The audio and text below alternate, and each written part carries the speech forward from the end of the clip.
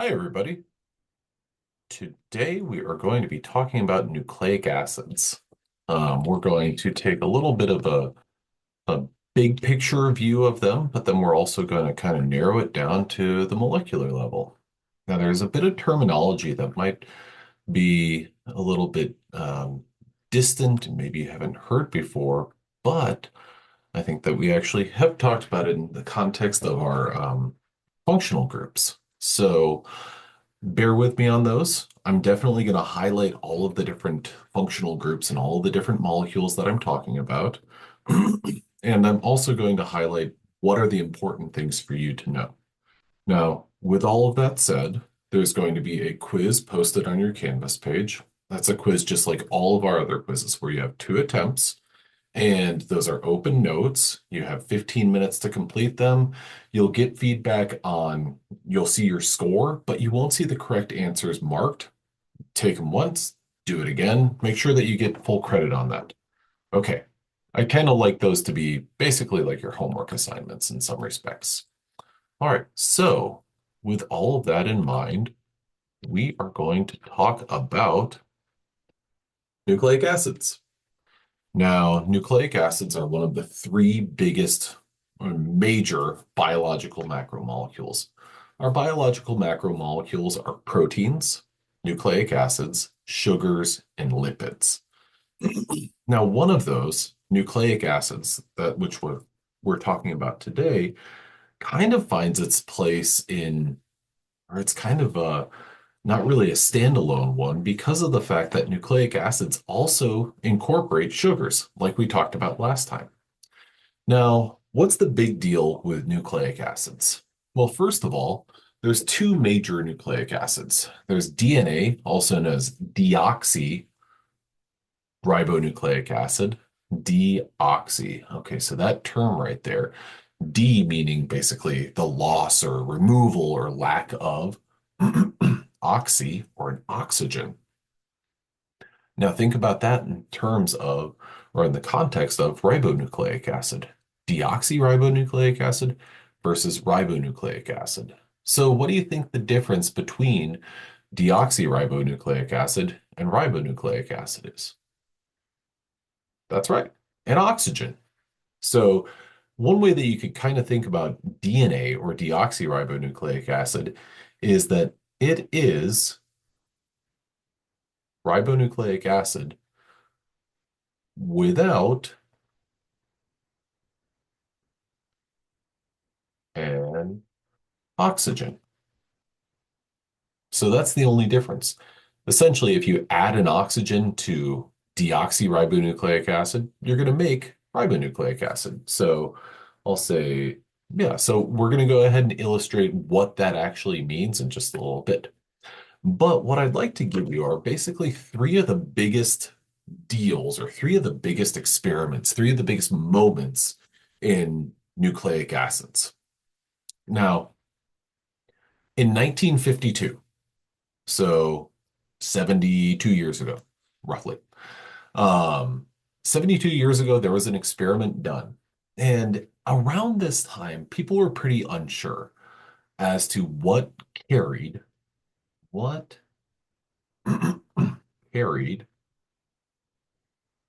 genetic material.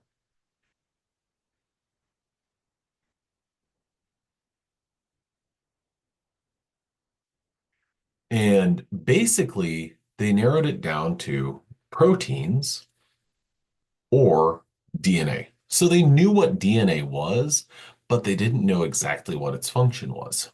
And so this experiment that was conducted in 1952 by Hershey and Chase was to kind of conclude, well, is it DNA or is it protein that actually carries genetic material? And so what they used was an organism known as a bacteriophage. Now, with that bacteriophage, they took proteins and injected it into a bacteriophage, and then they took DNA and injected that into a separate bacteriophage. So now what a bacteriophage does is a bacteriophage is basically a a virus that infects bacteria. And so essentially this little oval shaped this oval shaped molecule, that's a cell. That's a bacterial cell.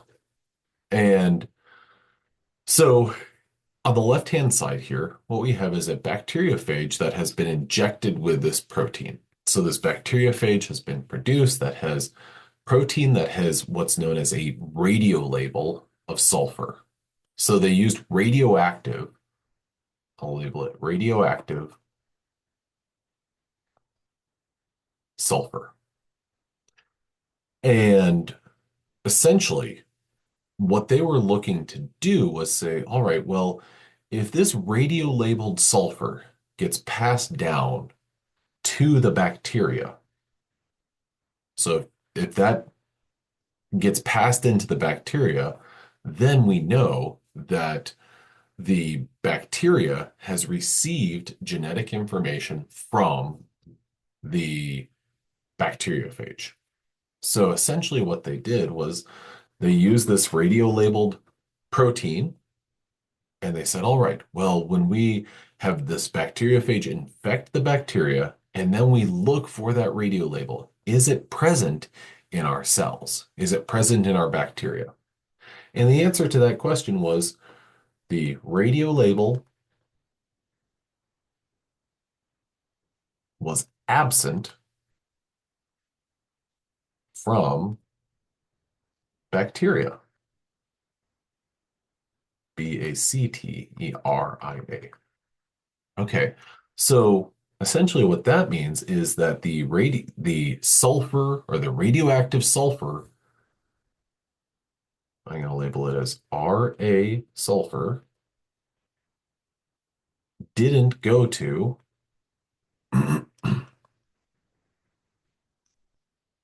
bacteria. Interesting. Okay, so the genetic material that they were hoping to transfer to this bacteria didn't get transferred. Okay. So then in a parallel experiment, what they did was they used a phosphorus radio label. So they used radioactive, I'm going to label it as Ra phosphorus. Now, this radioactive phosphorus is unique because that would only be incorporated into DNA. So radioactive sulfur was for protein, and radioactive phosphorus was for DNA. Now, they again used bacteriophage, and they fed it this radioactive phosphorus-containing DNA. And they had the bacteriophage infect the bacteria, so inject their genetic material.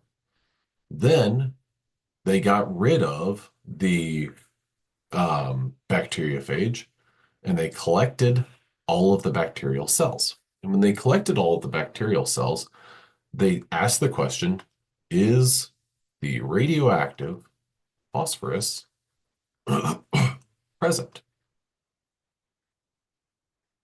Because if that radioactive phosphorus is present in the bacteria, that means that DNA was transferred from the bacteriophage into the bacteria. And that radio label was transferred from the bacteriophage into the bacteria. And the answer to that question was yes. That yes, indeed, this genetic material was originating from the radio labeled phosphorus and the bacteriophage that had that radio labeled phosphorus. So that meant that DNA is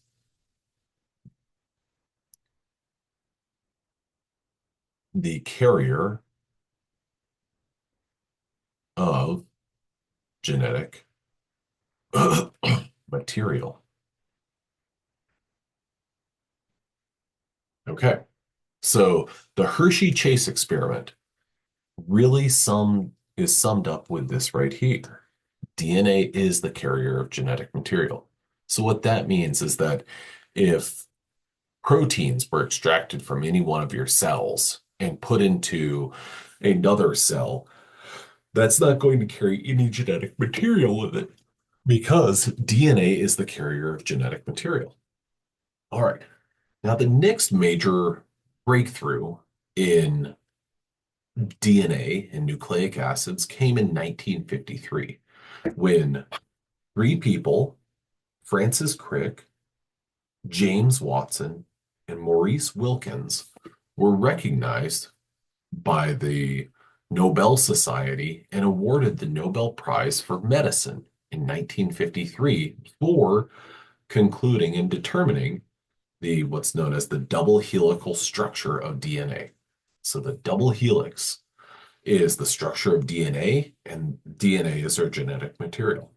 Now, there is someone who is worth recognizing, and I have her at the top left-hand corner of the screen. This is a woman by the name of Rosalind Franklin. Rosalind Franklin. Now, what Rosalind Franklin did as a profession was she was an X-ray crystallographer. And what that meant is that she basically took X-rays of small molecules. And what she did was she took this picture shown right here. Now, this is an X-ray crystal structure of a DNA molecule. Now, what I think is helpful is kind of to imagine that you're basically taking a top-down view of it. And so,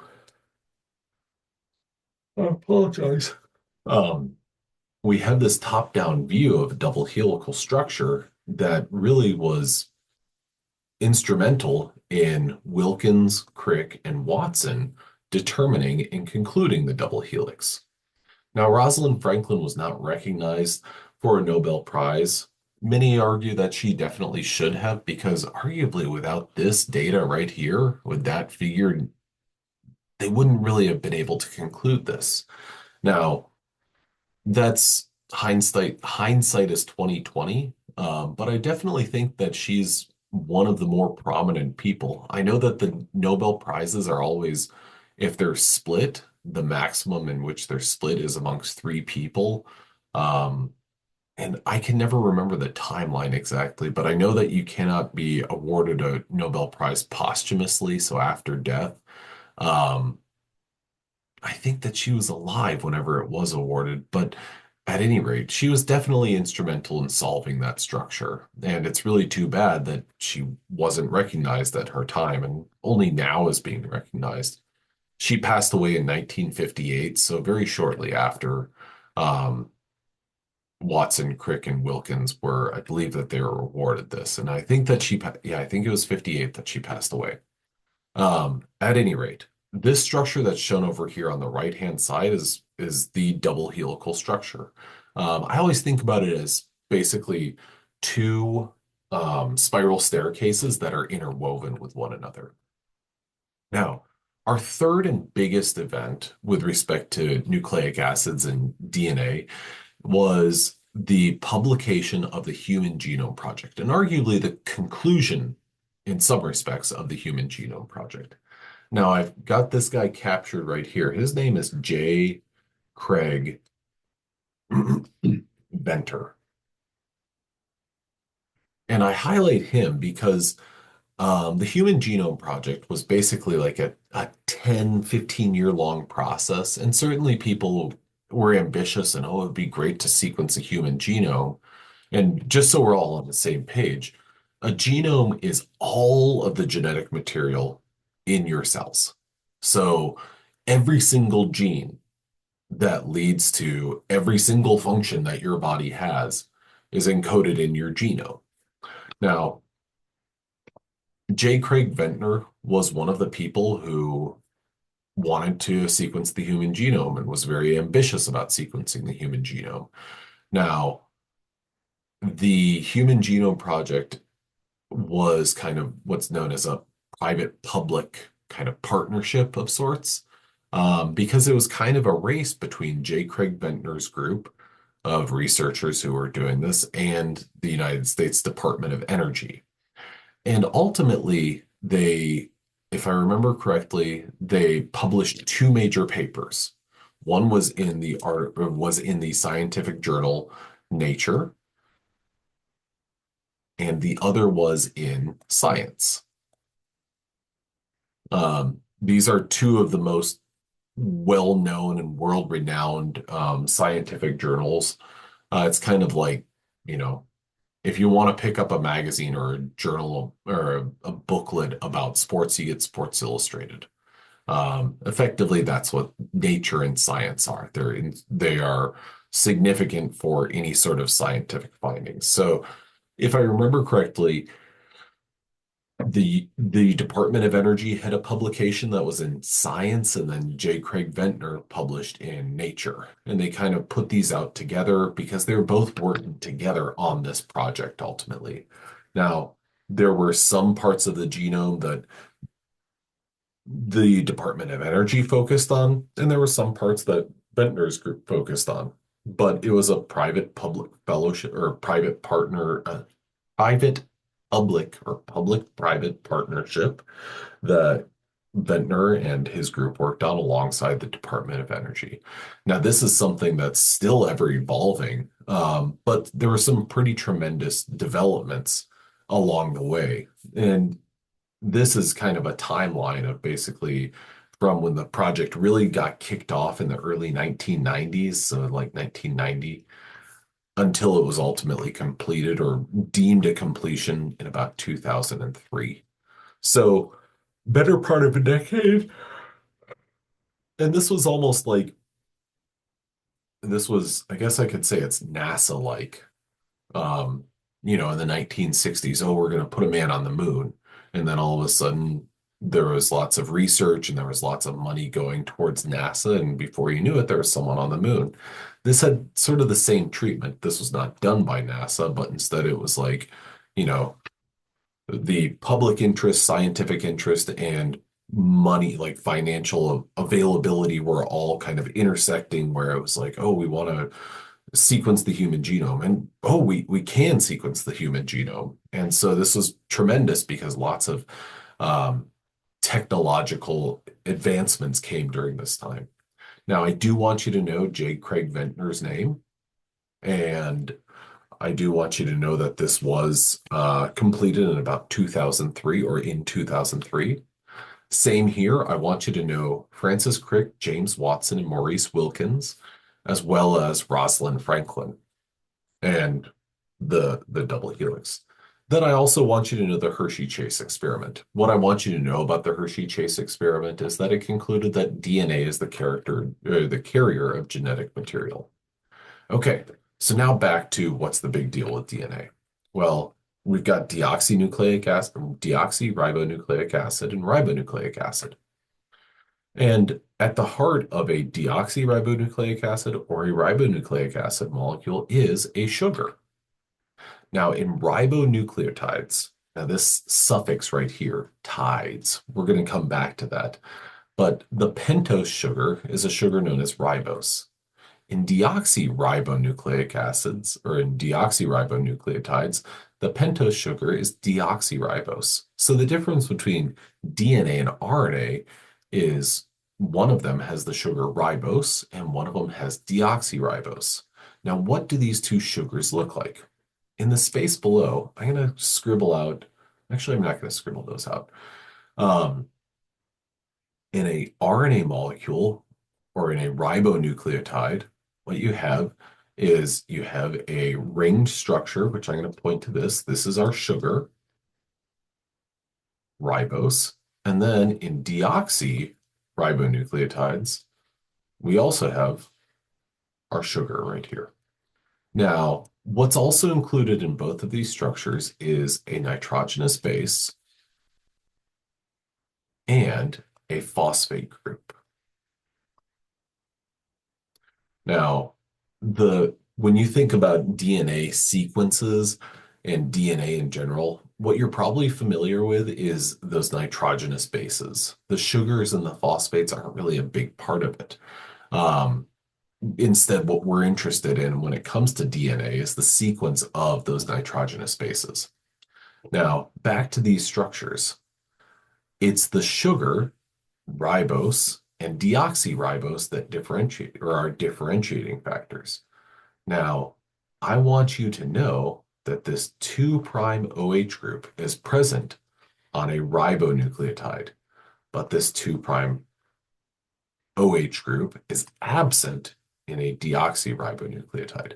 So if we look at these two structures, the only difference is the 2 prime, what's known as our 2 prime carbon right here, has an OH group in our ribonucleotide, and then our 2 prime carbon has only a hydrogen in our deoxyribonucleotide. Now, when we talk about a DNA molecule, one of the structures and important things that you need to know about is known as a phosphodiester linkage.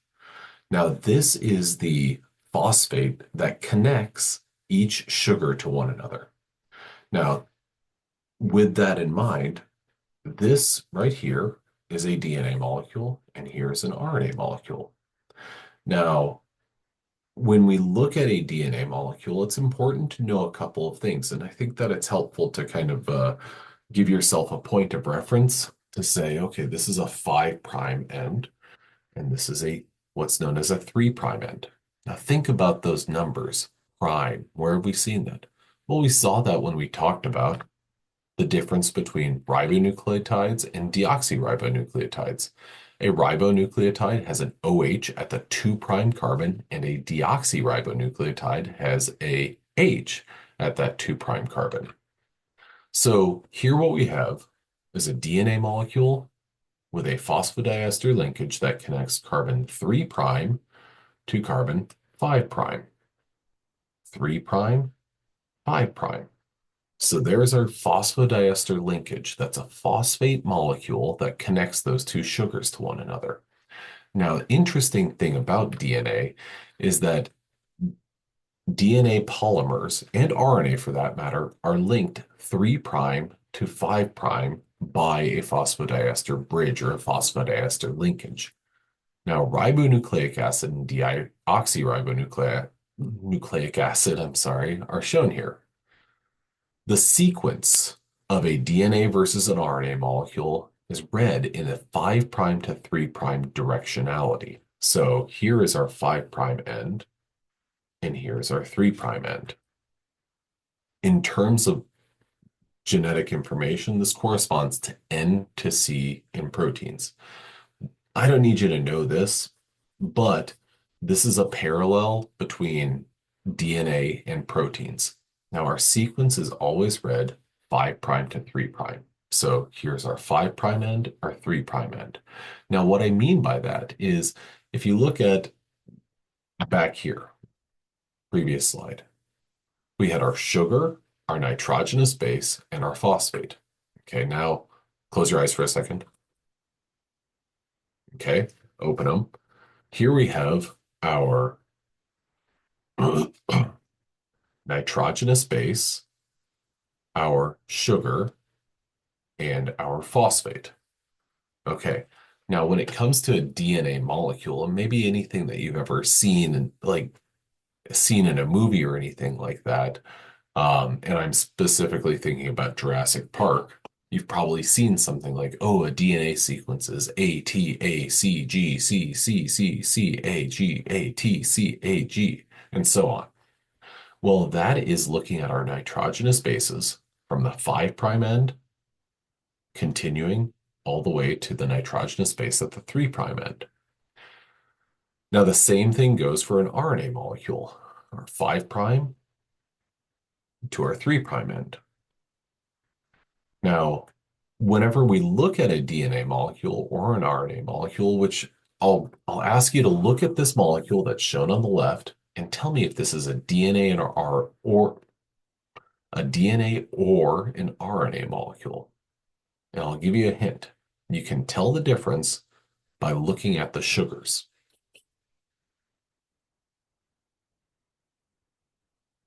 This is an RNA molecule. You know that this is an RNA molecule because we immediately look to our 2 prime carbon, and we can see that there is an OH there. So that OH indicates that we are talking about a ribonucleic acid. So here's our ribonucleic acid or our ribonucleotides. We have our phosphodiester linkages connecting our 3 prime carbon to a 5 prime carbon, phosphodiester linkage, 3 prime to 5 prime. And then last but not least, one more phosphodiester linkage connecting a 3 prime to a 5 prime carbon. Now, what's a convention that you can get accustomed to looking at a DNA molecule versus an RNA molecule, or looking at a DNA molecule or an RNA molecule, is to look at the sequence. So this molecule right here, it can actually be depicted in a couple of different ways. So this molecule that I just circled is this same molecule. Now, I want to go ahead and clear all my drawings so I can give you more of a reference point. But here what we have is our 2' OH group. Here is a nice simplistic drawing of our 2' OH group. Done, done, and done. Now this last sugar has both a 3' OH group and a 2' OH group. That 3' OH group means that we could add another phosphate to it and continue that molecule.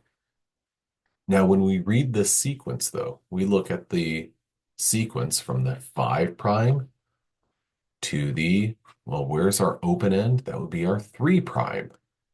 We read this in the 5' to 3' direction. So we say A, U, C, G.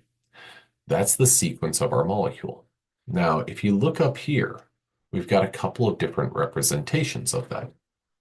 One, we've got a bunch of lowercase p's.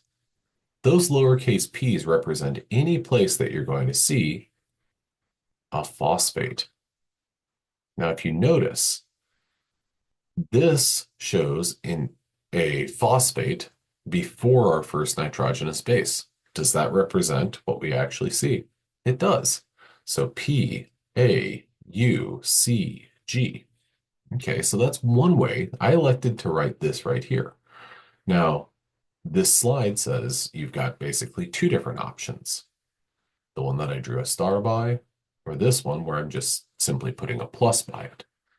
Now this has a lowercase p followed by a nitrogenous base, followed by a lowercase p, followed by a capital U, lowercase p.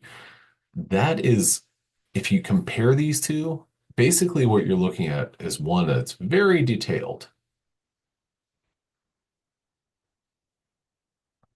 And then the other one that's a little bit different. The reason that it's different is because this phosphate group here, it has to be there. It's kind of non-negotiable. These bases are not going to be in a sequence, one followed by the other, without that lowercase p. So that's why this, that I'm about to put a big box by, this is correct. You don't have to include those lowercase p's because it's almost like it's just redundant information.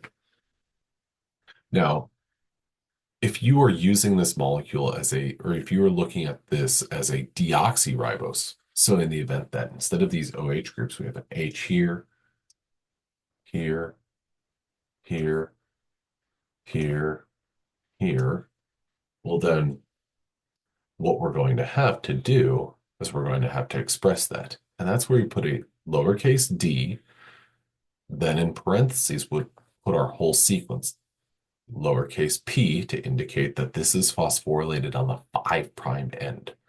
A, T, C, G, close the parentheses there. Now, I want to show you an example, which I think will be a good exam question. If I were to show you a sequence that was A, C, or A, G, T, C, and then I put a lowercase p there, what does this lowercase p indicate? That indicates, and actually, you know what? I'm going to draw it over here on the structure. Oh, oopsies. P, O, or actually, I switched that from an OH to just a lowercase p. I'll put a big circle around it so it stands out a little bit more. This lowercase p right here indicates that our molecule is phosphorylated.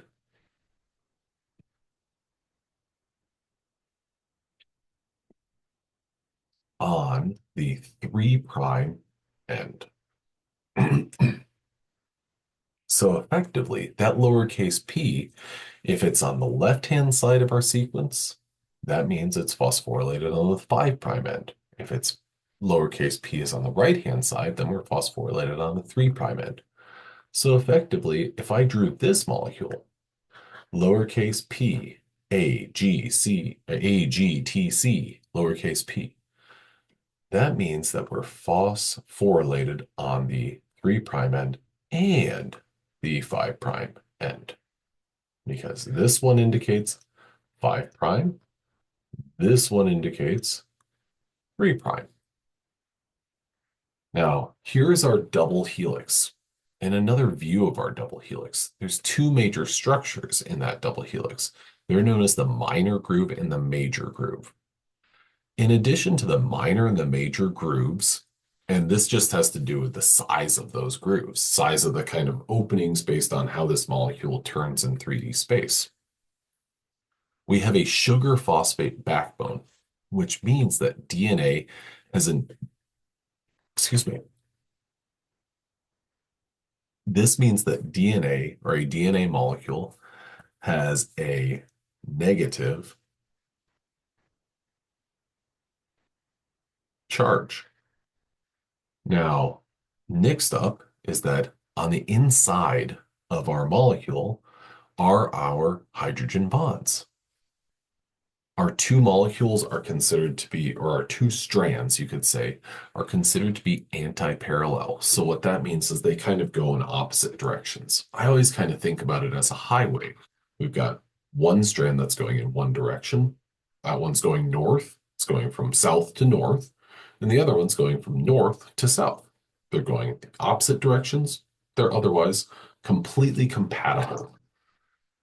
Now, I want to bring up this term nucleotide because we've used it a little bit, but I want you to understand that there's a difference between a nucleotide and a nucleoside.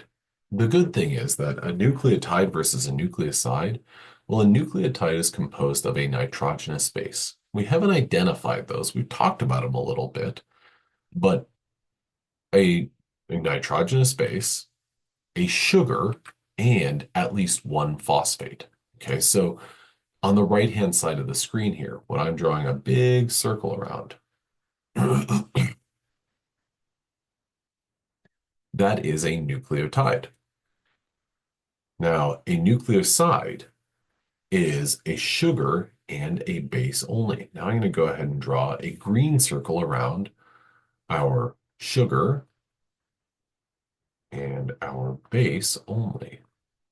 So you can see the difference between the two. When you lack that phosphate, you're no longer talking about a nucleotide, but rather a nucleoside. Now, nucleotides, they can vary a little bit.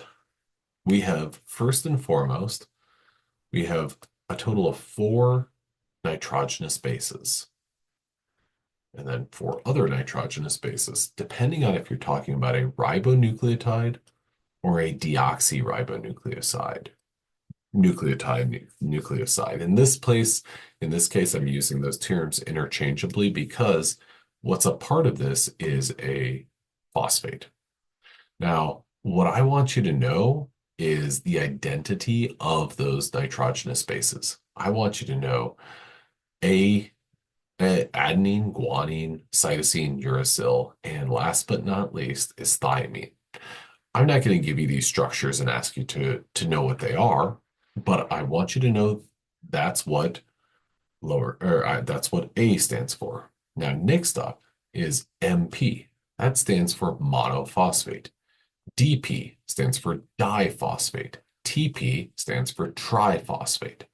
So in the event that you like riding your bike or working out, one of the things that you're very interested in is your body making sure that you're making enough ATP from glucose, making enough ATP from, eating a piece of bread. So ATP stands for adenine triphosphate. More specifically, it stands for adenosine monophosphate. Now, our nitrogenous bases,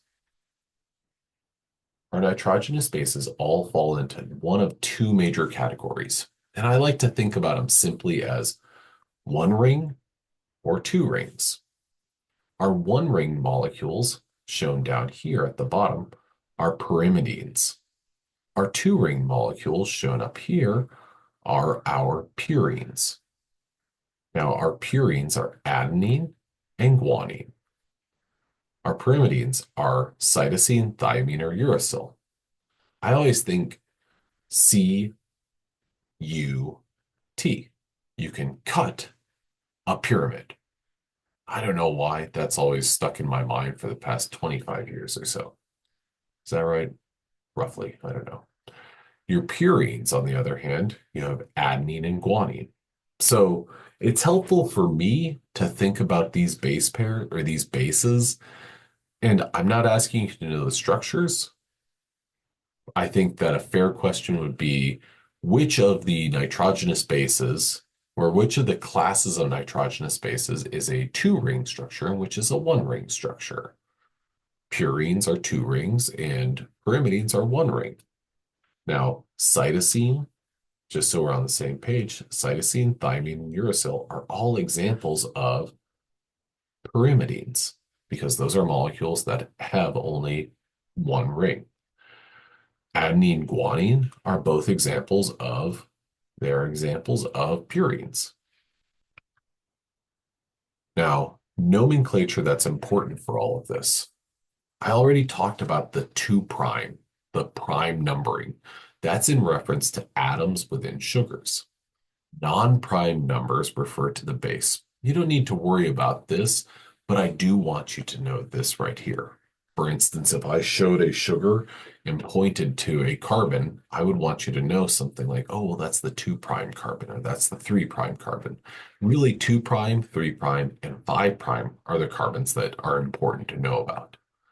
Now, the phosphate group may be attached to the sugar at one of two positions, either the 3' end or the 5' end, just like what we talked about with PACG.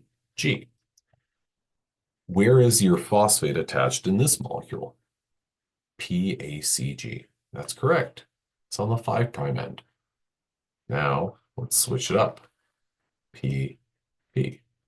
Where's your phosphate attached there? Well, it's attached on the 5' end and the 3' end.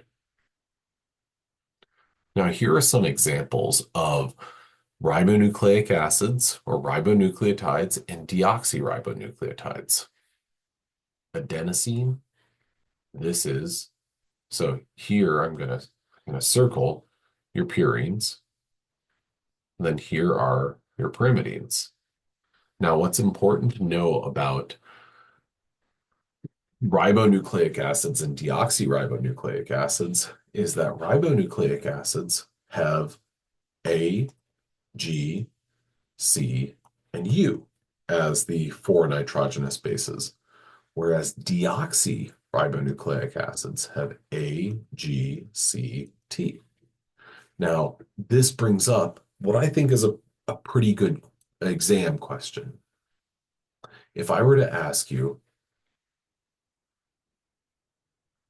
which molecule is a ribonucleic acid? And I gave you a sequence. I said A, U, G, C. I said, is this molecule, based on this sequence alone, is it a DNA or an RNA molecule? Well, if I just gave you the letters, like if I gave you that, what I'd want you to do is I'd want you to basically go base by base and say, well, A is found in both deoxy and or deoxy or DNA and RNA. Ooh, I think that's only found in RNA molecules. G and C, on the other hand, I'm not sure why that toggled me ahead. G and C are unique those are not unique because they're found in DNA and RNA. But that U, on the other hand, that stands out because that U is only found in a RNA molecule. So that's an important point.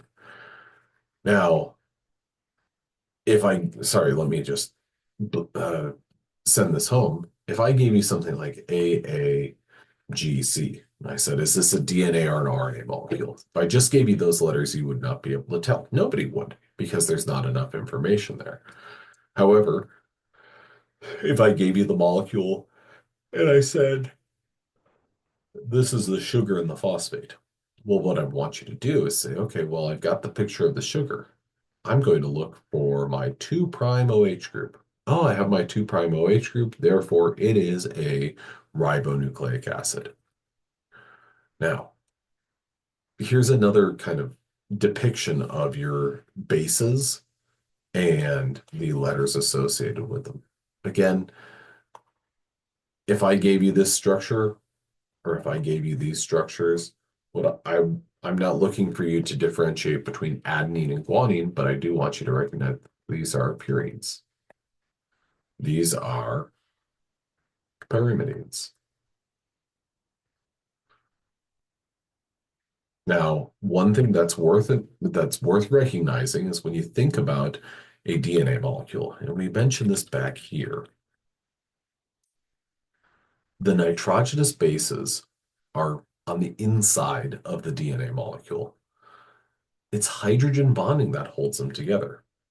Okay, so hydrogen bonding between nitrogenous bases is on the interior of the molecule. Now let's jump ahead. Not there, there. Here we go. Oofda. Here what we have is A and T. Then here what we've got is G and C. Between A and T, there are two hydrogen bonds. Hydrogen bonds are not very strong. Between G and C, we have one, two, and three hydrogen bonds. Now, it's worth recognizing that those have um, three hydrogen bonds between G and C, two hydrogen bonds between A and T. One of the ways that I always like to ask this, or that I like to address this, is we've got a molecule that's one, two, and I'm one, two. Whenever we have the bases match up with one another, those are known as base pairs. So we've got one, two base pairs, three, four, five, six, seven, eight, and nine, nine BP. Not to be mistaken with batting practice, nine base pairs.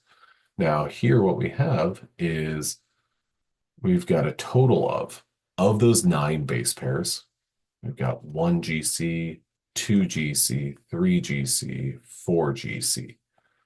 Okay, so 4 out of 9 are G and C. Now, just as a little bit of an exercise, what if this was a G and this was a C? Well, we know that there'd be another triple bond there. Um, that's one thing that we would know. Or not a triple bond, but another three hydrogen bonds there. But what this would also mean is that we've got 5 out of 9 base pairs are GC. Now, we've got molecule A, molecule B, 4GC, 5GC. Which one of these is going to be held together with a greater amount of strength? Molecule A or molecule B?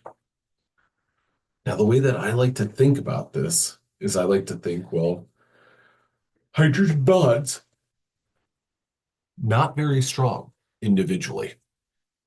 But when you get lots of them, then you have multiple bonds. Now here, A and T, that's two hydrogen bonds, two weak bonds. G and C, that's three weak bonds. What's stronger? Two weak bonds or three identically weak bonds? Well, it'd be the three.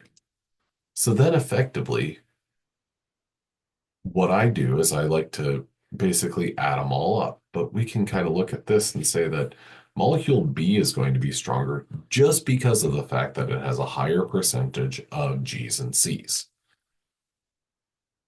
There's three bonds between G and C, two bonds between A and T. That's something that I think is a good test question. Now, with all of that said, there are um, nucleotides, deoxyribonucleotides and ribonucleotides that can appear in a couple of different ways. There's adenosine 5' monophosphate. Then there's adenosine 2', 3' cyclic monophosphate. So what that means is we've got a ring down here. This ring that forms because of our sugar and our phosphate. Our 2' and our 3' carbons have a single bond going to an oxygen. We make this ring occur, and boom, we've got a ring molecule. Now, I bring these up because these additional monophosphates are just other ways that you can have a nucleic acid that's not necessarily a double helical structure. Now, cyclic monophosphates are regularly involved in cell signaling and stimulating some sort of response and making the cell do something. So, for example, anytime you drink a, a Dr. Pepper, whether it's a zero sugar or it's a plus sugar, what this has in it is caffeine. Caffeine is a compound that stimulates the production of lots of this stuff right here, cyclic adenosine monophosphate. Now, there are a couple of high points that I wanted you to know about. I want you to know about hydrogen bonding. I want you to know about the structures, the major groove and the minor groove. I want you to know about all of the bonds that exist in a DNA molecule, whether they're hydrogen bonds or your phosphodiester linkages. These are all great questions that I think will be helpful on your exam.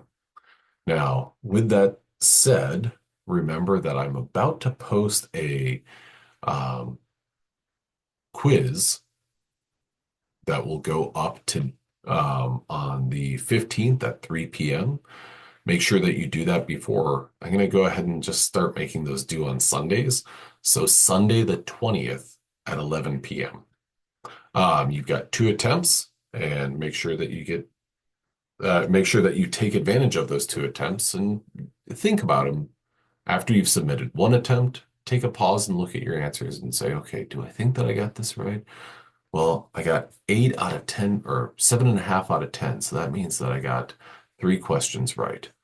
This one, that looks good. Let's move on to the next one. Oh, no, that doesn't look good. So I'm going to change my answer. At any rate, I hope you have a good one, and I'll see you later.